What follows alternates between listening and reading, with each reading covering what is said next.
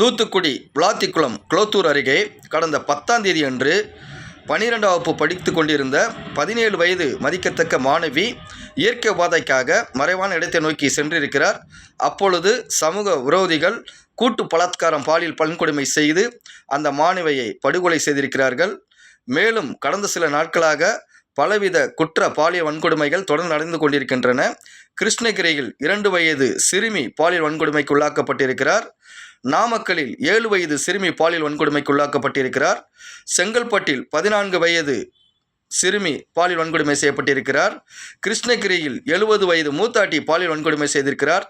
தொடர்ந்து இது போன்ற பாலியல் வன்கொடுமைகள் பெண்களுக்கும் குழந்தைகளுக்கும் என பார்த்தால் குழந்தைகள் முதல் மூதாட்டிகள் வரை பல விதத்திலும் தொடர்ந்து நடந்து கொண்டுதான் இருக்கின்றன.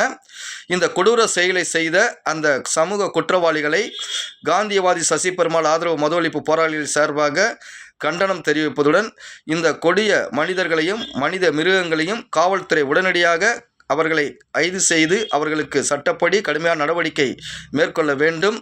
கடுமையான தண்டனை வாங்கி கொடுக்க வேண்டும். இது போன்ற கொடூர செயல்கள் இனிமேலும் இந்த பெண்களுக்கும் இந்த சமூகத்துக்கு ஏற்படாதவாறு காவல்துறையும் தமிழக அரசும் பெண்களுக்கு பாதுகாப்பை ஏற்படுத்தி தர வேண்டும் என்பதையும் வலியுறுத்துகிறோம்.